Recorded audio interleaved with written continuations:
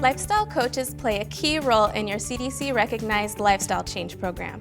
They not only guide each session, but also keep participants coming back. During the program year, they track participants' progress and support and encourage participants to discover, adapt, and adopt healthy changes to prevent or delay type 2 diabetes. Participant success leads the way for an organization to achieve full recognition from CDC.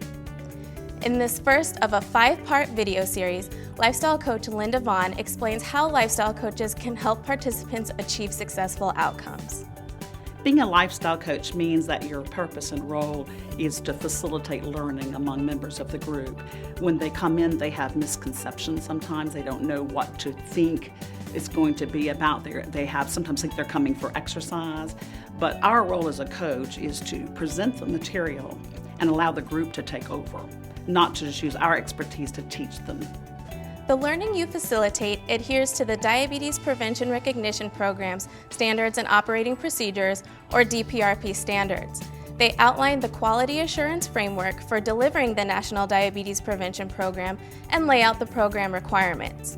Lifestyle coaches are on the front lines, representing the program and following the guidance offered in the DPRP standards. It's important to have the standards in the back of our mind while doing our work as lifestyle coaches, because we're founded by incredible research. And that research developed a protocol. And the only way a protocol can be delivered is if it's done consistently across the board. To learn how to become a lifestyle coach and deliver this program, you must have formal training in a CDC-approved curriculum.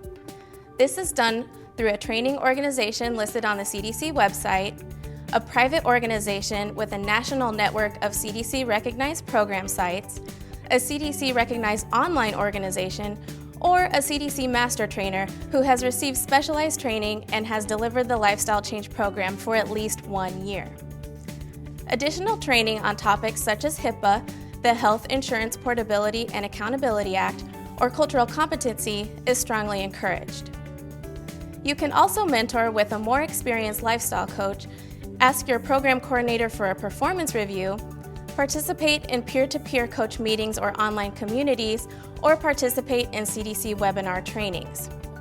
The more you know, the more effective you'll be at facilitating classes and what approaches work best, like listening without lecturing.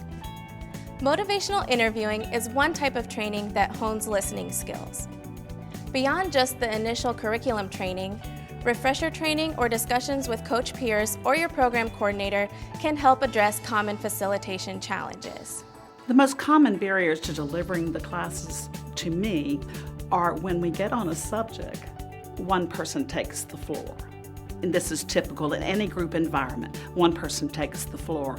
And in order to facilitate learning for everyone, a coach needs to have the ability to facilitate that and to pull that back and allow others to speak. And it may be through just perusing the room and saying, what do you think? What do you think? That type of thing. The only way I know to help with those situations when we get the challenges is just to go back to the research. Are you open to reading? I have a lot of research for you that may help you understand why we have this orientation in the program. So I do better one-on-one if the challenges come, just to speak to the person personally and deal with the challenge. Another challenge lifestyle coaches frequently need to address is providing makeup sessions. If someone in your class needs a makeup session, it must be approximately 1 hour long and use a CDC-approved curriculum module, but can be delivered in any of the program delivery modes. There are several types of lifestyle change program delivery modes. In person, where the coach and a group or a coach and a participant meet face-to-face. Online, where everyone logs in remotely and can communicate outside of course sessions by email, text, or phone. Distance learning, where content is delivered using remote classrooms, conference calls, or Skype. Or a combination, where course sessions are given through a combination of the other program delivery modes. The program design that we chose to offer for the DPP program was the in-person group program concept. This gives people an opportunity to have a face-to-face interaction and a lot of social support in that environment. We certainly have had a demand in some of the corporations we have dealt with for online programs for those who simply can't in their schedule, whereas if they could go to the online format, then they are able to connect virtually in that format, still get the same content and material, and still have what they need to succeed and progress through the program, just like the in-person folks do. As soon as participants arrive for class, greet them and get their weight. Since weight can be a sensitive issue, consider doing this in another room or behind a privacy screen, or use sticky notes to document weight. Then record weight and minutes of physical activity. For classes that are not in person, electronic scales can be used or participants can self-report their weight.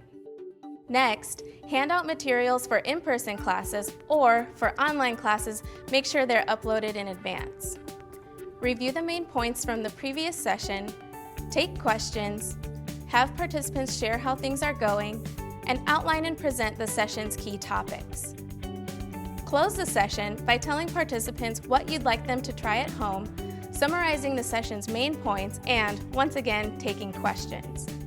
Of course, taking time to prepare before each session is essential. To prepare for a successful class, especially if there's props, they have to be ready and already on the table. Secondly, we have to know our lesson from the front end to the back, because the lessons are intended to kind of graduate week to week, and there's always something to do the next week. Increasing the intensity of your coaching and building trust can lead to improved outcomes for participants, and providing specific positive feedback about the changes and choices they are making is an important key to their success. CDC-approved curricula all cover the same content, but may vary in their approach to delivering that content. For example, some require participants to provide their food tracker at each session, while others foster coach review and interaction and trust building. We have to be willing to follow up with the members who come, because adhering to tracking food is probably one of the most difficult things for anyone to do. And it takes a lot of effort, and I think on our role as a coach is that when they do write their food down, we owe it to them as coaches to read everything they write us and do the, yay, look how much water you had this week. The exercise piece is even harder to get anyone to adhere to. And so for me as a coach, it's encouragement, encouragement, encouragement, and not any of that disapproval. However, as important as encouragement is, you won't always be available outside of class time to offer it. That's why teaching participants how to self-monitor and manage their food intake and physical activity even after the program ends is critical to their continued success. You can help participants to stay on track by suggesting resources they can continue using, like calorie counters, apps, food measurers, and fitness tools.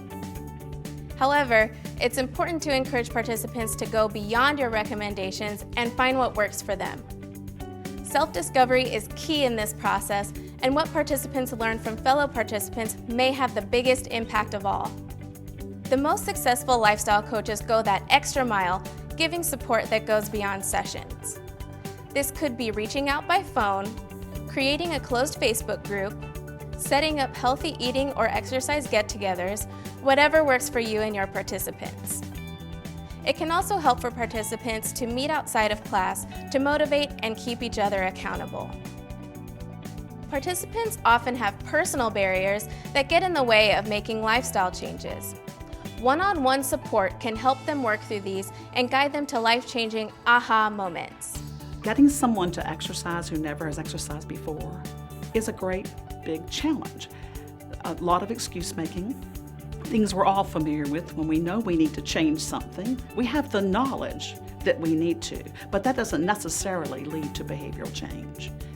So when it comes up, and it always comes up in teaching these programs, especially the exercise piece, then I like to talk to them personally. We keep working with the group sessions up into the first 8 weeks about this issue. But if it's not working, and we continue to have resistance, then I prefer to go to them privately. For example, we had a woman and she was a food service worker and made it very clear she would never exercise.